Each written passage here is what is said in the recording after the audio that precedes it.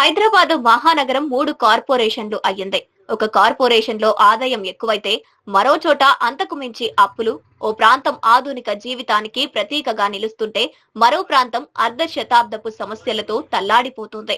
ఒకటిగా ఉన్న జీహెచ్ఎంసీని 3 ముక్కలు చేయడం వల్ల కనిపిస్తున్న చిత్రాల్లో ఇవి కొన్ని మాత్రమే. హైదరాబాద్ 20 ఏళ్లలో ఊహించని వేగంతో విస్తరించింది. 2007లో జీహెచ్ఎంసీ ఏర్పడినప్పుడు నగర పరిణామం దాదాపు 4 రెట్లు పెరిగింది. ఆ తర్వాత ఐటీ పరిశ్రమలు, రియల్ ఎస్టేటు, అంతర్జాతీయ కంపెనీలు భాగ్యనగరపు రూపురేఖలను పూర్తిగా మార్చేశాయి. నగరంతో పాటు సమస్యలు కూడా పెరిగాయి. రోడ్లు, డ్రైనేజీ, నీటి సరఫరా, ట్రాఫిక్ సమస్యలు హైదరాబాద్ అభివృద్ధిలో భాగమయ్యాయి. ఈ సమస్యలను పరిష్కరించడానికి ప్రభుత్వం ఒక కొత్త నిర్ణయం తీసుకుంది. జీహెచ్ఎంసీని 3 భాగాలుగా విభజించింది. Central GHMC Cyberabad municipal corporation, Malkajgiri municipal corporation గా పరిపాలన 3 కార్పొరేషన్లలో జరగనుంది. సెంట్రల్ జీహెచ్ఎంసీ ఓల్డ్ సిటీలను కలిపి సెంట్రల్ హైదరాబాద్ గా, hitech city, Gachibowli, financial district Cyberabad municipal corporation లోకి వస్తాయి. ఉత్తర తూర్పు హైదరాబాద్ లో మల్కాజ్గిరి మున్సిపల్ కార్పొరేషన్ ఏర్పాటు చేశారు. ఇది చూసినప్పుడు చాలా మందికి ఒకే ఆలోచన వచ్చింది. ఇది మంచి నిర్ణయం కావచ్చు, కానీ అసలైన సవాలు ఈ 3 కార్పొరేషన్లు ఆర్థికంగా బలంగా ఉంటాయా అనే ప్రశ్న తలెత్తింది. హైదరాబాద్ నగరాన్ని నిర్వహించడానికి ఎంత ఖర్చు అవుతుందో తెలుసా? 3 కార్పొరేషన్లు కలిసి బడ్జెట్ 11,466 కోట్ల రూపాయలు. కొత్తగా చేరిన మున్సిపాలిటీల బడ్జెట్ 2,260 కోట్ల రూపాయలు. అంతా కలిపి దాదాపు 13,700 కోట్ల రూపాయలు. ఇంతటి మహానగరానికి ఇలాంటి భారీ బడ్జెట్ అవసరమే. కానీ ఇక్కడే ఒక పెద్ద సమస్య ఉంది. ఖర్చుకి ఆదాయానికి మధ్య లంకె కుదరడం లేదు. 2026-27 ఆర్థిక సంవత్సరానికి ఆదాయం అంచనా 6,441 కోట్ల రూపాయలు. మరి ఖర్చు 11,466 కోట్ల రూపాయలు. అంటే నగరానికి దాదాపు 5,000 కోట్ల రూపాయల లోటు ఉంది. నగరానికి ఆర్థిక వెన్నెముక్క ప్రాపర్టీ ట్యాక్స్. ప్రస్తుత నగరంలో ప్రాపర్టీ ట్యాక్స్ కలెక్షన్స్ సుమారు 2,000 కోట్ల రూపాయలు. అంటే మొత్తం రెవెన్యూలో సుమారు 31%.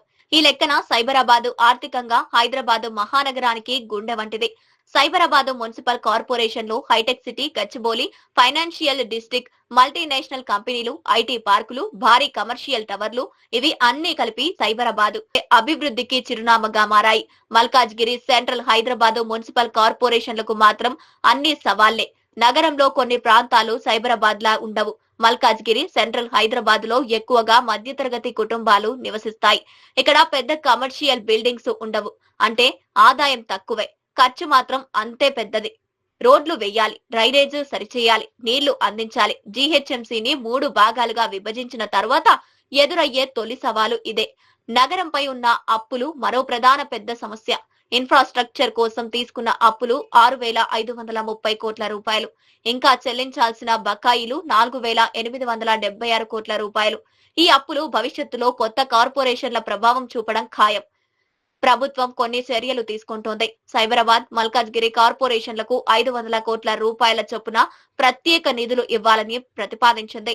అలాగే నగర ఆర్థిక వ్యవస్థను అధ్యయనం చేయడానికి ఒక టాస్క్ ఫోర్స్ ఏర్పాటు చేయాలని భావిస్తోంది. రానున్న రోజుల్లో మంచినీటి సమస్య తీవ్రం కానుంది. ప్రస్తుతం నగరానికి రోజుకు $450 బిలియన్ ఒక ఎంజీడీ 1,00,000 లీటర్ల నీటిని సమానం. భవిష్యత్తు అవసరాలను దృష్టిలో పెట్టుకుని రోజుకు 600 ఎంజీడీ నీరు అందించాలని లక్ష్యంగా పెట్టుకున్నారు. ఇందులో 4,000 కోట్ల రూపాయల ప్రాజెక్టు అమలులో ఉంది. ఈ నీటి సరఫరా పెట్టుబడులు తీర్చడం కూడా మున్ముందు సమస్యగా కానుంది. పైకి చూస్తే ఓ పరిపాలనా సంస్కరణగా జీహెచ్ఎంసీ విభజన బాగానే ఉంది. కానీ నగర భవిష్యత్తు ఆర్థిక సమతుల్యతలు సరిగ్గా ఉండాలి. ఆదాయం పెరిగితే నగరం మరింత అభివృద్ధి చెందుతుంది. లేకపోతే అసమానతలు పెరుగుతాయి. హైదరాబాద్ నగర కథ ఇక్కడితో ముగియలేదు. ఓ కొత్త కూడలి వద్ద నిలిచింది.